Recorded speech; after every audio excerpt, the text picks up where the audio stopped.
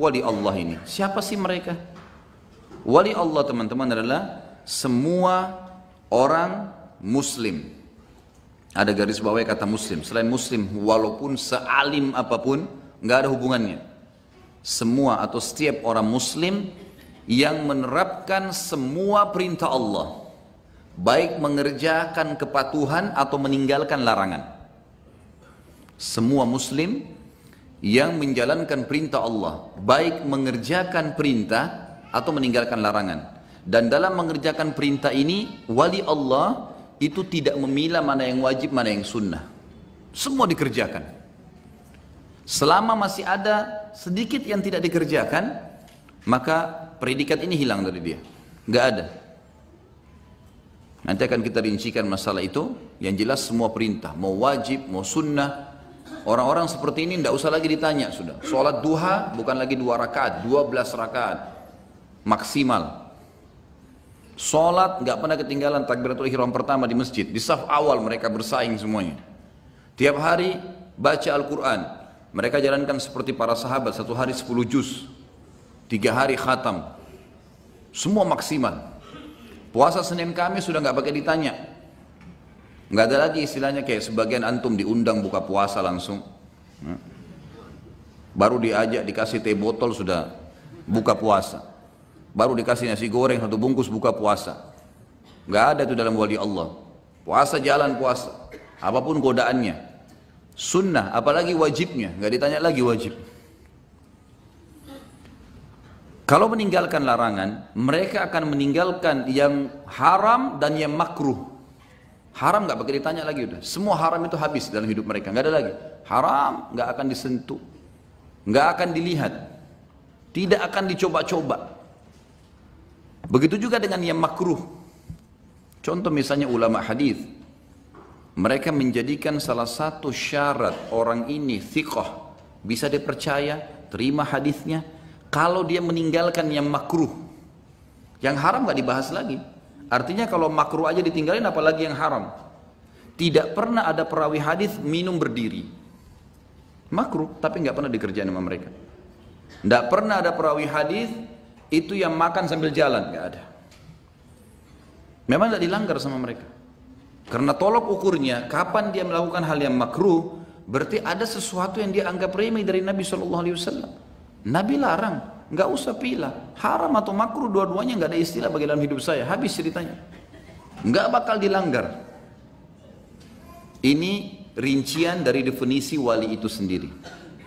Mengerjakan semua perintah, baik mengerjakan perintah Allah SWT wajib atau sunnah, meninggalkan semua larangan haram ataupun makruh. Kalau ini sudah berjalan teman-teman sekalian, tentu ini pondasinya adalah sesuai dengan Al-Quran dan Sunnah.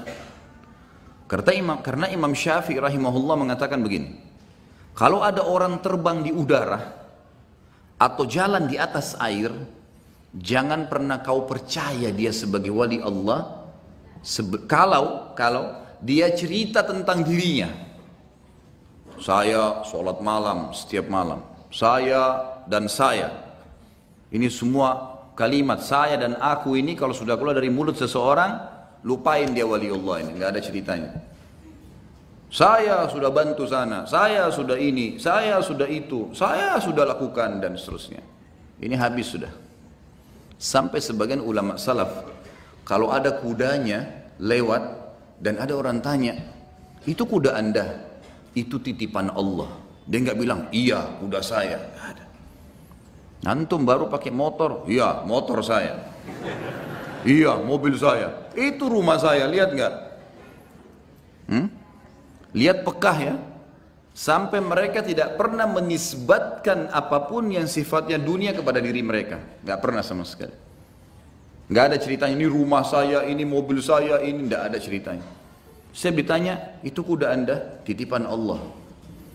Ini titipan Allah, ini titipan Allah. Semuanya.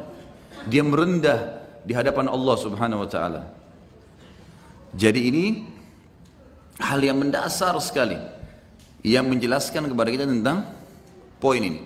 Kalau ada orang yang memperkenalkan dirinya, biasanya ada beberapa majelis yang menisbatkan diri pada ilmu, kemudian Kita bisa tahu kebohongan di dalamnya kalau orang itu ditemukan sebelum bicara, ada banyak murid-muridnya bicara memuji-muji dia. Kenapa dipuji-pujiin? Ini guru saya begini, ada gurunya di situ. Ini guru saya begini, guru saya begini, guru saya begini, dengarkanlah. Tidak perlu promosi. Tidak pernah ada sahabat mengatakan, ini Rasulullah, dengarkanlah.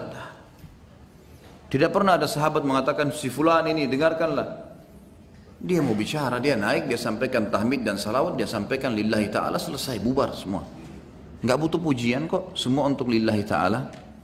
Kadang-kadang ada orang sengaja dia menyampaikan dirinya, promosikan, lalu ini mempromosikan. Untuk apa dipromosi ini? Imam Syafi'i loh berkata ini, kalau seandainya ada orang sengaja promosikan dirinya, lupain udah ini. Atau engkau belum memperhatikan cara sujudnya, apakah sesuai dengan ajaran Nabi SAW atau tidak. Kata Nabi SAW, umirtu an asjuda lisab'ati a'dha. Aku diperintahkan sujud dengan menggunakan 7 anggota tubuh. Dahi dan hidung, 2 telapak tangan, 2 lutut, 2 telapak kaki. Kau perhatikan sujudnya, sama dengan Rasulullah SAW enggak? Tidak promosikan dirinya enggak? Ibadahnya wajib dan sunnah semua dikerjakan, haram dan makruh ini hilang dari hidupnya. Sudah selesai semua. Itu ada, baru kita bisa kasih predikat itu. Kitanya yang kasih, bukan dia. Ini teman-teman sekalian, kalau sudah dilakukan kaidah sederhana tadi ini, tapi memang dalam realitanya butuh upaya yang besar, maka akan muncul karamah-karamah. Apa itu karamah? Kelebihan yang Allah berikan kepada hamba-hamba pilihannya untuk membuktikan kedekatannya kepada Allah. Nanti akan kita sebutkan banyak contohnya. Seperti diantaranya adalah Salman Al-Farisi dan Abu Darda radhiyallahu anhuma pernah makan makanan dan mereka mendengarkan suara tasbihnya makanan itu. Mereka dengar dalam riwayat yang sahih. Ada di antara sahabat Usaid bin Khudair radhiyallahu anhu lagi sholat malam baca Quran, malaikat datang dengarkan bacaannya. Sampai dia melihat ada cahaya putih yang menembus langit dan dia melapor ke Nabi SAW. Kata Nabi SAW, hai Usaid, demi zat yang jiwa Muhammad dalam genggamannya, kalau kau baca Quranmu dari malam tadi sampai subuh ini sampai pagi, niscaya penduduk Madinah akan melihat malaikat yang datang mendengarkan bacaanmu. Nah, emang kita temukan pribadi-pribadi unggul ini luar biasa. Sahabat itu tidak mengenal yang makruh, apalagi yang haram. Emang luar biasa sudah. Mereka sudah tidak pakai diskusi lagi, gitu. Orang-orang yang datang melanggar di Madinah itu biasanya orang-orang yang baru masuk Islam, orang yang kalau sahabat sudah nggak ada.